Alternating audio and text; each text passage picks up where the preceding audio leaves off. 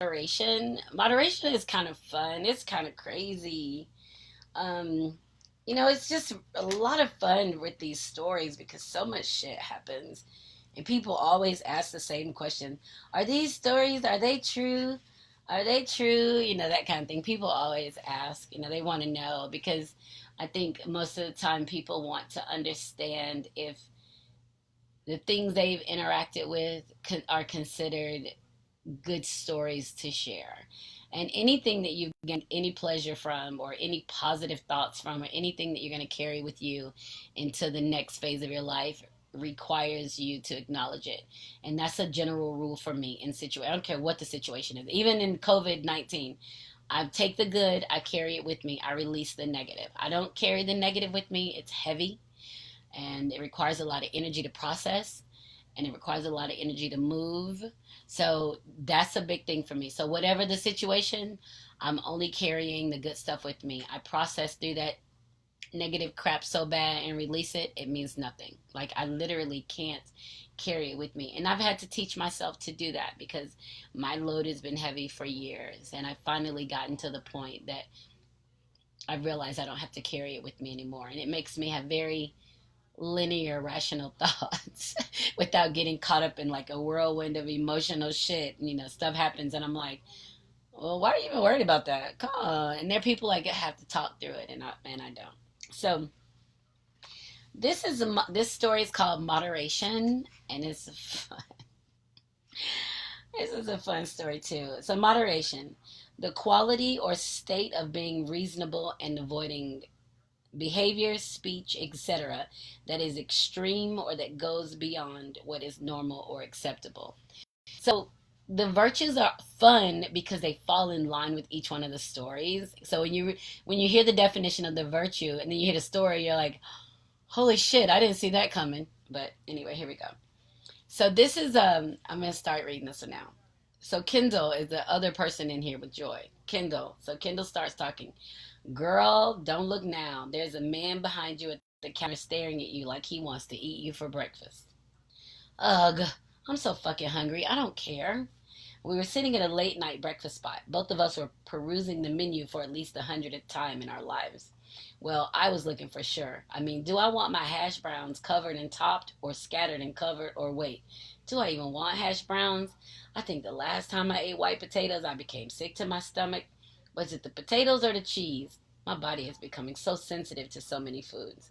Just a year or so ago, I developed an egg allergy, thinking to myself, why did we come to this greasy spoon anyway? Anyway, the sound of the waitress's voice brought me out of my hunger negotiations between my mind and stomach. I focused and picked up the end of her question. Waitress, to drink? Kendall, I'll have a hot tea with lemon. With an eye roll. Let me get a vodka and cranberry. The waitress smirking. I wish. We laughed together. Oh, okay, in that case, I'll have a seltzer water with lemon. She left to retrieve our cocktails. I mean, beverages. I continued looking at the menu. I mean, there had to be something for me to eat, right? I've been drinking cheap liquor all night, so that means I will already have a headache in a bit. So the focus now is on not throwing up. Kendall, maybe you know him. I'm looking at him, looking over here. Maybe I'm supposed to know him too. Sipping my seltzer, I ask, is he even good looking? Kendall shrugged. He's all right. Not my type, but definitely your type. Now that caused me to raise an eyebrow. What's my type?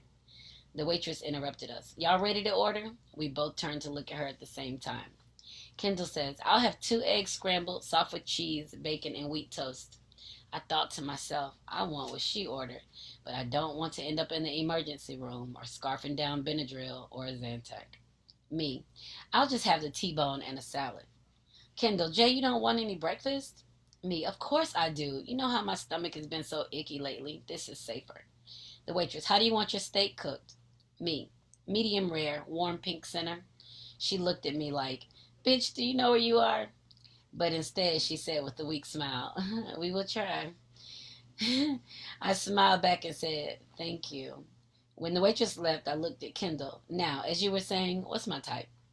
Kendall, you know you like those big ass men that require a safe word. I started laughing. Yes. Kendall was shaking her head and laughing at the same time.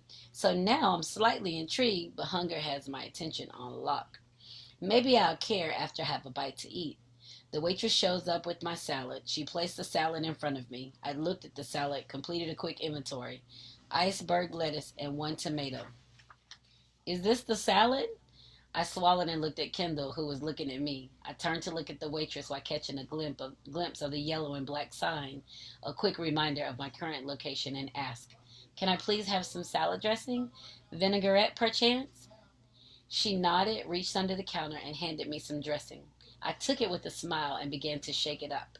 She walked off. I took a deep breath and thought, I'm so hungry. This is going to be the best salad ever.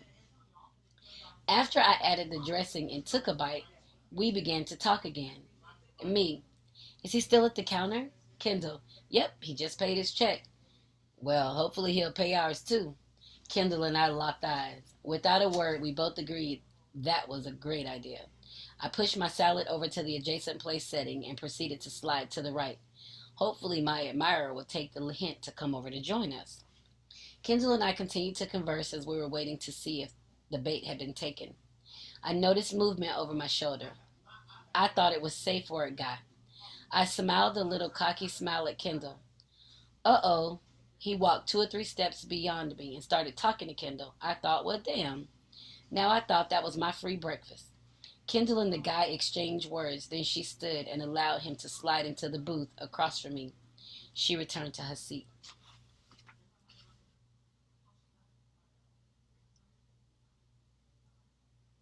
Well, I continued chomping on the best salad ever. I know, I'm exaggerating, but after dancing all night, I needed something to eat badly. The waitress returned. The waitress returned. Thank you for protein. She plopped my well done steak down in front of me. Kendall caught my eyes, checking to see if I was okay with my steak. It was straight. I would just smother it in steak sauce. I asked, do you have any steak sauce, please? She placed Kendall's plate along with a saucer of toast on the table, then reached for a bottle of steak sauce. Now that looks extra yummy, for real. Instinctively, I reached up to rub my face, the area susceptible to hives should I indulge in a bite of those eggs. Oh well, reluctantly, I picked up my knife and fork and began the process of devouring my steak instead. I was so focused on my steak that I didn't even see this giant of a man walk up to the table. He must have noticed that I wasn't paying attention. He must have also known that the seat was reserved for him because instead of greeting the table, he slid into the open space next to me. Now that surely captured my attention. He was definitely a big man. His presence dominated the air in the booth. I took a deep breath to recalibrate the air in my own space. I continued to eat. Kendall greeted our new guest. He said hello to Kendall. Well, as it turned out, Safe Word Guy and the gentleman who joined Kendall were business associates. They were in town for the same insurance conference. Aha, they were boys. How convenient. Believe it or not, I was so consumed with my breakfast supper that I didn't even speak a word. I just listened as I ate. Not to mention, I added a pecan waffle to my tummy. I told y'all that I was hella hungry. Finally, I spoke when my new companion reached over to brush against my knee. Well, you are mighty friendly this evening, aren't you? He smiled. He has braces. Interesting. Yeah, I am. How are you? Me. I'm well. What are you guys up to this evening? Him. I'm headed up to my hotel room now. We've been hanging out all night. Me. Were y'all at the club? Nah, we were at a bar watching the game. Oh well, I'm Joy. Him. Keith. Hi, Keith. And that was the extent of our conversation. Interesting, huh? I started talking back to Kendall. The other guy chimed in a bit. Keith sat quietly on my left with his arm against my shoulder. He is mighty comfortable in my space. Do I know him? Should I know him? Did I know him and have forgotten him? No, wait. Don't laugh. I have forgotten people before. Sometimes it's easier that way. It's too funny. We just sat there. We didn't really say anything else to each other. We just talked to Keith and the other guy. Kendall. Jay, I'm done. I'm ready. You ready? Yeah, I'm ready, but I'm thinking I'll sleep on your couch. I'm too tired to drive home. Not to mention I've had plenty enough to drink. Is that cool? So Keith chimes in as he's reaching across the table to pick up our check. There's enough room to sleep in my hotel. You guys should just come sleep there. I rolled my eyes in Kendall's direction but said to Keith, Nah, I'm good on that, but thank you for the offer. I reached for the check and said, I got it. Maybe you can treat us to breakfast when I'm better company. He flashed a beautiful smile and said, Nah, let me. Well, can I at least split it with you or leave the tip? Still smiling, he said, maybe next time. Okay, cool, next time. He says, well, if there's going to be a next time, I need your number. I laughed. Right. Would you like to put it in your phone? I realized that he and I had turned to face each other and were having a whole conversation. Meanwhile, Kendall and his friend were just listening and watching. I also noticed that I was smiling back. Keith took out his phone. I gave him my number. On that cue, everyone started to stand to prepare to leave. Keith went to the counter to pay. I used the restroom. We met up at the door to exit. He was still very close and acting very familiar. Once outside, we said our good nights. Cool. Kendall and I got in the car and left. Hang on a second. I got to pour my wine. I need a wine assistant. All right. Okay. I'm ready.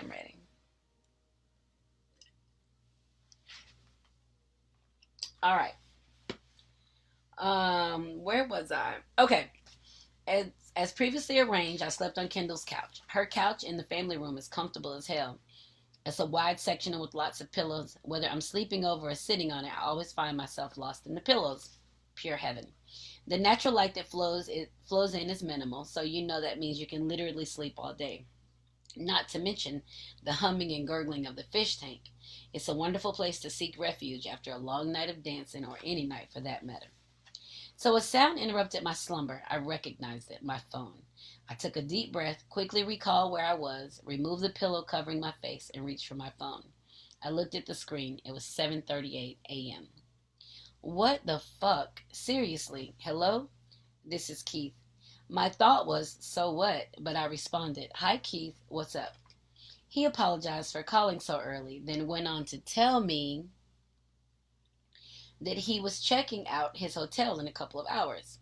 While he talked, I didn't really say anything. I just kind of made sounds indicating that I was listening. It seemed like the point of the conversation was to get me to come over to his hotel before checkout, but he never said it, and you know I wasn't suggesting it.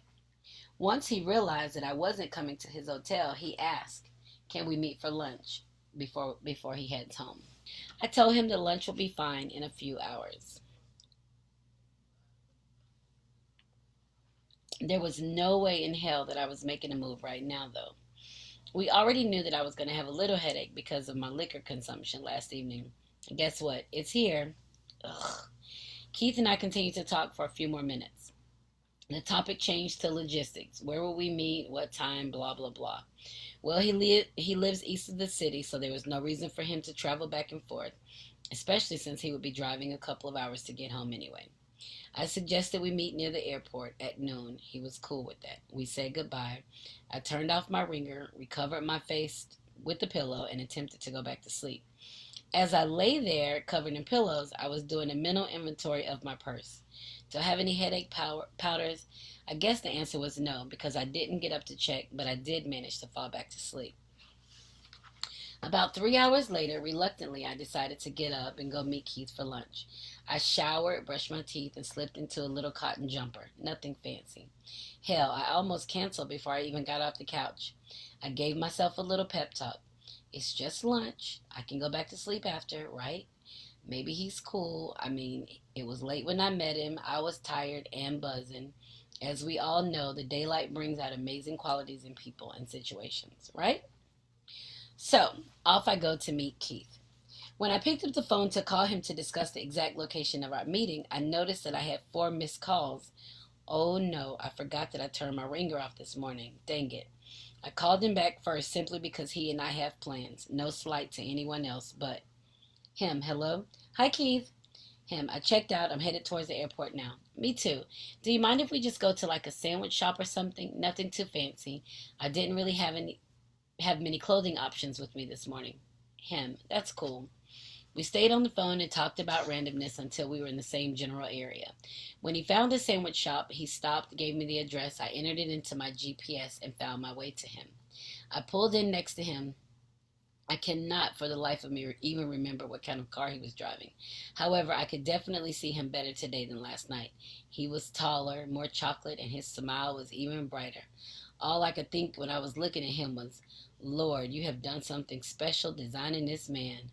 Whew, thank you for that. I am humbled. Ugh, I love men. So awesome.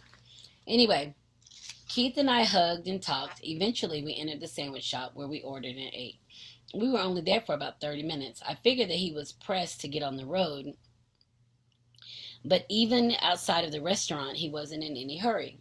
We stood at the car and talked some more. As a matter of fact, we stood and talked for so long that I decided to sit down. I opened the passenger seat of my car opened the passenger door of my car and sat on the seat with my feet on the outside. Keith moved to stand between the car frame and door as we continued talking about nothing. So I asked, Dude, what's up? You wanted to see me. I'm here. We aren't really talking about anything. What's up? Y'all know. You gotta take a damn Virgo to ask some straight up ass questions. Enjoy it and play that shit. All right. It's Diva Red from Little Back Dress. Thank you. All right. He replied, so she said, what's up? We ain't talking about nothing. What's up? Why, what? Why we here? He replied, I want to make love to you. I looked up and shielded my eyes from the sun with my left hand. Seriously? Why? I saw you walk into the restaurant last night. That smile. I mean, you just look so happy, so sexy, and I thought, damn, I want to be inside of her. I lowered my face to blink the sunspots away, and to think of a response. Damn, that's really bold, right? You just gonna tell me that? But at the same time, I'm thinking, damn, that's sexy as fuck. Like, how did he just see me and want me? Good Lord. Now, of course, that did a little something to me, but I know that we aren't going to make love today because he just checked out of his hotel and he is not going to my spot. Aloud, I said, maybe we can hook up another time. Keith's response was, maybe we can do it right now. Well, I lowered my head once again. The sun was unforgiving of my vision. Instead, I focused my eyes on the crotch of his pants, looking for his print. I was like trying to see how I was feeling, like, show me something. He must have known that I was trying to check out his package, which was probably turning him on because I could see the fabric of his pants beginning to tint up. I was like, ha, this man is standing here with an erection in the parking lot of a sandwich shop. Very interesting. And it looks nice too. So because I am who I am, I don't know if that's good or bad for y'all, but it certainly works for me. I decided that since he's standing here and he didn't hesitate in telling me what he wanted, that I was going to reach up and touch it. So I took my left hand and rubbed it across his dick. It was nice and rock hard in there. He didn't flinch. I took that as my cue to continue as I pleased. However, this time I moved my left hand higher near the head while my right hand cupped the area close to his balls and slid up to meet the left. I was trying to get a grip on it through his pants, and oh my, it was a nice size and it was rock hard. And I started thinking, like, when is the next time I will see him? Because I want to see what this is about.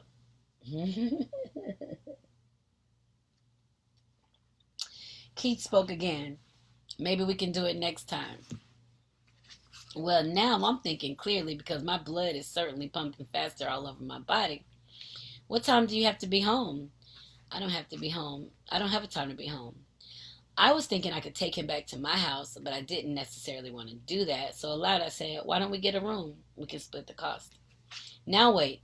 My reasoning behind that was that he had just checked out of a hotel and now we're both interested.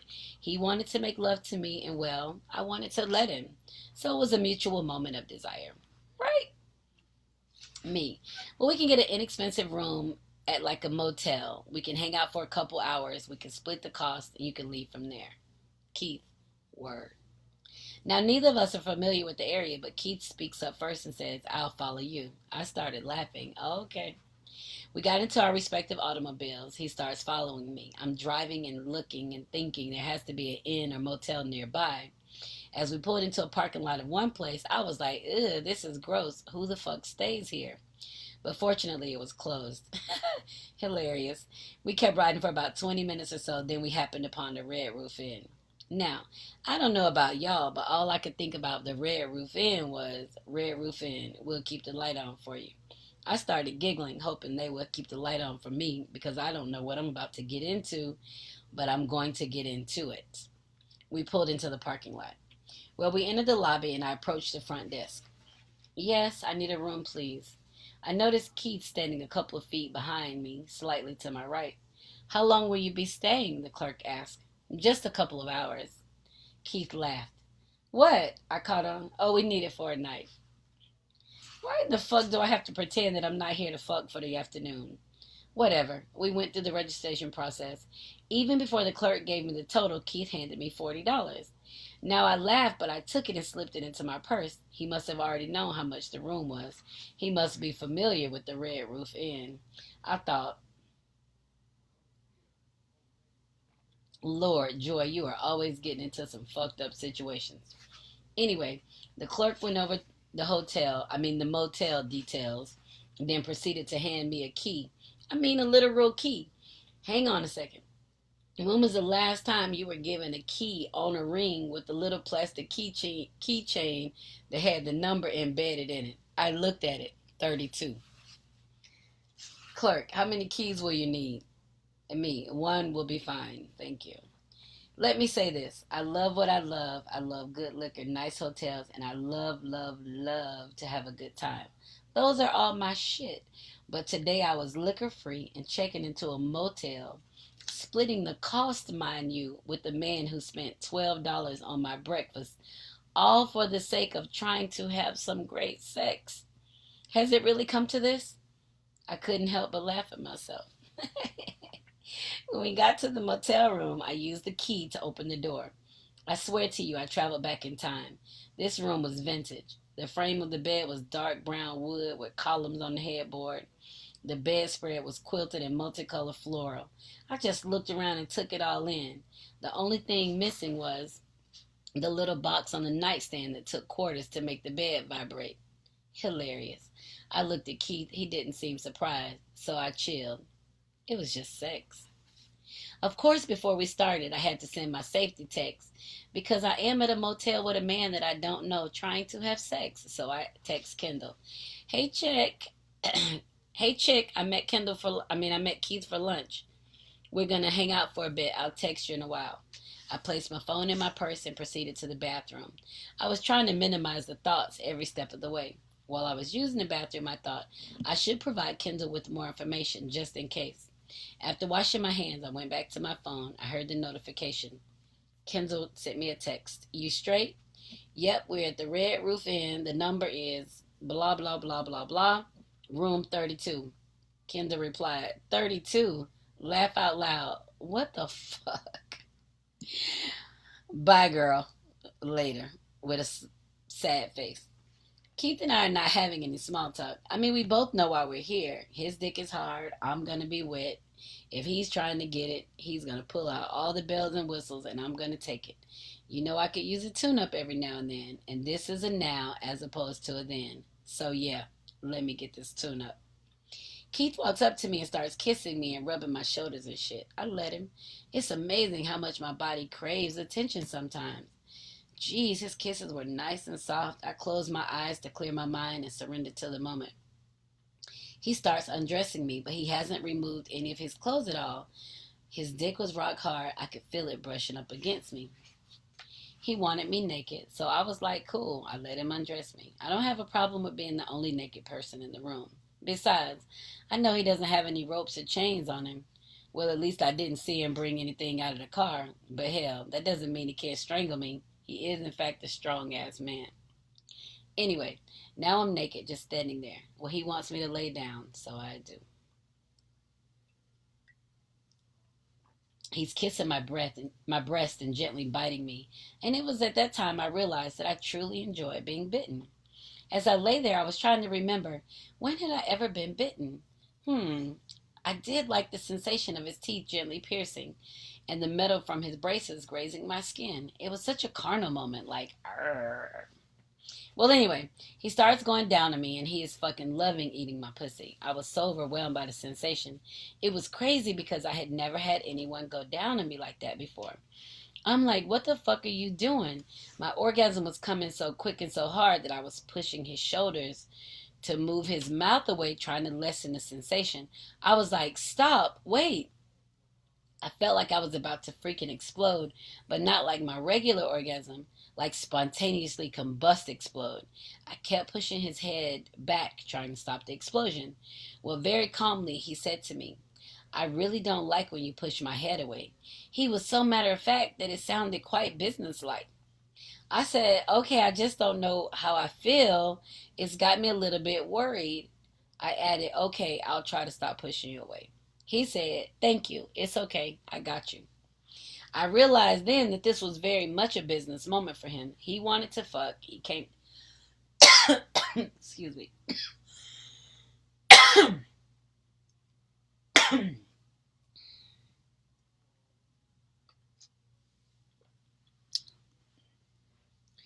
I realized then that this was a very much a business moment for him. He wanted to fuck. He came to fuck. He wants to be inside of me. He hasn't any patience for he hasn't any patience for my shenanigans. This was not a social moment for him. Which, looking back, I probably should have been very worried at that moment. But let me clarify, it wasn't business in the fact that he was trying to please himself. He was trying to please me. Weird, right? But whatever. Well, he starts back going down on me. He's loving it. I start losing myself in it. It was like, damn, this feels so fucking good. He had my mind fucked up because as much as I love good sex, I still kept trying to minimize this sensation building up inside of me. Well, he finally got tired of my pulling away, so he reached up to gently take my arms. He held them by my side while he used his elbows to keep my legs from closing around his head. I just had to lay there and take it. It was truly an overwhelmingly pleasurable experience, greater than anything my mind had ever experienced sexually. I tried to force myself to relax, but my body was preparing to deliver my orgasm by a grandiose exit. I knew that something truly amazing was happening. I couldn't describe it even if I tried.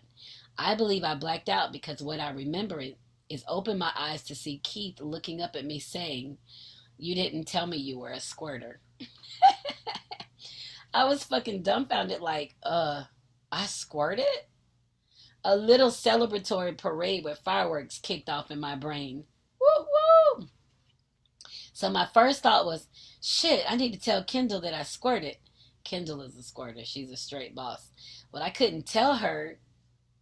I couldn't wait to tell her, but I had to wait because I didn't want to be so trifling as to pick up my phone and send her a text right now, especially since I'm naked and this man is still fully clothed with his face and shirt covered in my squirt. Too funny. I'm such a hoot. Anyway, that was crazy as fuck. But I was good. I just laid there and waited for his next move.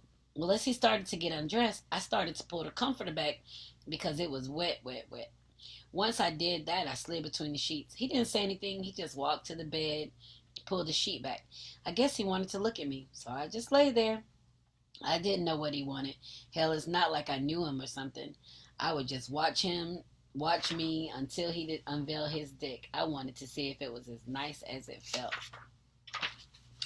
He undressed very neatly. He took off his shirt, folded it, and laid it across the back of the chair. He did the same with his pants. He turned around to face me, and I was like, whoa, holy smokes. His underwear was a waste of fabric. His dick wanted to be free. His pants must have been in charge of harnessing that monster. He has a ginormous dick. But I'm good. I can do this. I mean, I'm a thick chick. Besides, what's the worst thing that could happen? He took off he took his underwear off but left his socks. Interesting or not, I don't know, but that thought did cross my mind. So now he's naked. He comes to the bed and I'm thinking, geez, he has a beautiful dick. I pushed myself to a sitting position because I wanted to go down on him. It seemed right because the way he stood by the bed made it the perfect position for me to just open real wide. Open wide, real wide. Anyway, he just pushed me back on the bed gently. Nothing aggressive, just placed his hands on my shoulders and applied pressure for me to lay back down. Okay, well, whatever. I obliged. I told y'all this was business to him. He gets on the bed between my legs. I was just like, okay, because I'm turned on, but not caught up turned on. I mean, I'm wet and could have sex, but I'm not like, ooh, I gotta have it right now. Does that make sense? Anyway, I just lay there thinking, let's see what's about to happen. So he spreads my legs open wider with his knees. While he's on his knees, he went about the process of putting on the condom. Cool. I kept watching and waiting. Well, he goes to lay down, and I figure that he is aware that he's well endowed by the way he handled my body while he was trying to put himself inside. He held my ass cheeks open and widened my vaginal canal at the same time. I'm thinking that he must have had the same problem with other women in these situations. Meanwhile, I'm just laying there waiting. He began the process of his entry. He was very gentle. He would insert some, then pull out and repeat the action over and over until I opened up a bit more each time. It was pleasurable and he was very gentle. It was becoming quite passionate for him anyway. He was loving my pussy being inside. I started getting into the rhythm of it. I can't lie, I started to enjoy the fuck out of this man at work. I guess he felt like it was time to put it all in, and I was like, holy smokes, this feels good as fuck. Like so much that I decided to pretend I was with somebody that I liked so that I could really enjoy it. Well, not necessarily someone that I liked, but someone that I knew and wouldn't mind having sex with. So I closed my eyes to see someone else. That was great, and it allowed me to submit to the moment. By doing so, I had an orgasm. Just a regular one, nothing like earlier. He kept going and going and going. Damn, this man is a machine. He was doing all of this in the missionary. He wasn't trying to turn me over or get behind me. He was lost in the rhythm of his body in his own mind. He was just going, going, going, and going. I was out of my mind. I lost control of how many times I came. I lost track of how much time passed when we were together. I just remember thinking, what the fuck? This man is a fucking machine. He was still going. He did not miss a beat. I was just lying there like, fuck. At some point, I was dry as fuck. I was exhausted. I couldn't even imagine anyone else. I was done. He gets up, changes the condom, then gets down and spits in my cooch. I was like, ugh, is that gross? Hell, I didn't know. No one had ever done that to me before. I'll have to ask someone about that. Too funny. Now he has his new condom, which means more lubricant. He spit on me. Now I'm wet again. So he poised himself to re-enter yet again. He started going again. I kept coming. I would come a little, then I'd feel like I was coming, but I didn't. And then I'd come like a crazy ass orgasm. He just kept going, going, going. Finally, he leaned down in my ear and said, I'm coming. The coolest, most controlled fucking I'm coming ever. He came. I was like, thank you, Lord Jesus. He gets up and goes to the bathroom. Work. And that's it. That's what the fuck I remember. I passed the fuck out. Literally passed the fuck out. I slept and slept until like 10:48 p.m. I was lost out of my fucking mind, delirious. I couldn't even remember where I was. It took me a few minutes to get my thoughts together to remember what exactly put me into this fucking sleep coma. I scanned the room looking for my belongings. My jumper was folded neatly across the chair where Keith's clothes once lay. My panties were folded on the table by my purse and keys. Everything was in my line of sight when I looked towards the door. Keith was gone. There was no sign that Keith was ever there except for the gentle aching in my body. I forced myself to get up to go to the bathroom. I needed to move to get my shit together. While in the bathroom, I decided to shower. Why not, right? It might help me feel better. I tried to wrap my mind around today's events. My body ached with every movement. After I dried off, I went back to the bedroom to get dressed. When I reached for my panties, I noticed a bag on top of the mini fridge. I walked over and looked inside. There was a note on red roof and notepaper. Salad in the fridge, steak in the microwave, waffle in the bag. Thank you for letting me inside, Keith. I was like, what the fuck? But I was hungry, so I ate. I text Kendall. I told her I was good and would call her later. Afterwards, I laid on the bed for just a few more minutes, which turned into the following morning. I sent Keith a text, 7:38. Just leaving RRI. Next time, I'll buy my own fucking breakfast. Keith, nah, I got you. LOL. And that's moderation. That's a fun story. I'm glad you guys let me read that to y'all. It's fun and sexy. So, so this is from the second book, More Virtues of Joy, and that's moderation. One of the things that I noticed when writing the third book is that some of the characters were reappearing. So I made it a point to include a little summary of stories that they had appeared in before so that you'll have some idea of the significance of the role that they played in the life of the character Joy. And you also see in each one of the books that Joy had an opportunity to have a loving relationship where somebody came into her life and actually loved her and not just made use of her like she made use of them. So it's not a negative somebody made use of her. She made use of people too. So but you get to see some people that love her, that care about her and have these significant relationships with her. And so in the third book, because there was a progression of the characters, it was important to include some background on those characters. And it's a lot of fun. And the people used in the books, at the male characters used in the books, it's a big deal for them, that. And I tell them up front, hey, I use this scenario about you, or a conversation we had you told me about. I use this in my book, and they want to read it. And that's one of the things for me as an adult woman, is to try to maintain those positive adult relationships. And I think that I've been able to do that with the men and the women that I talked about in the book. So I appreciate you guys so much for joining me on my bedtime story. And through the pandemic, I think that it's, up to me to make everybody super sexy and have some yummy, yummy sex. Uh, have some yummy, yummy sex and be comfortable having some yummy, yummy sex without, you know, worrying. Yeah, I won't, yeah, without worrying about, what it means, just seeking that pleasure. So I'm Joycelyn Wells, and you can find me every Wednesday night at 9 on Facebook Live, and also YouTube, Spotify, Pandora, iHeartRadio, SoundCloud, Google Play, iTunes.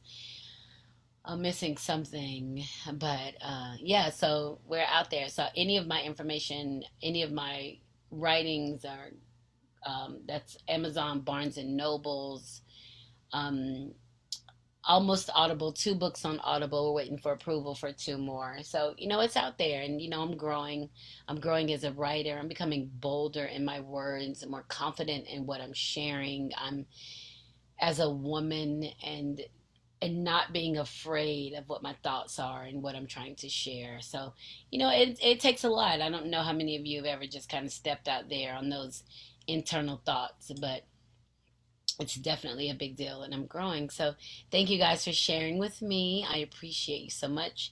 Thank you for finding the second feed, and I'll blend them together. I'll splice them and put them together so that you'll have the full both stories in one place, and I'll upload them as well. So, thank you so much. If you have any questions, don't hesitate to inbox me. If you want to buy a book, let me know. Thank you so much, Shamir. I'm so proud of you.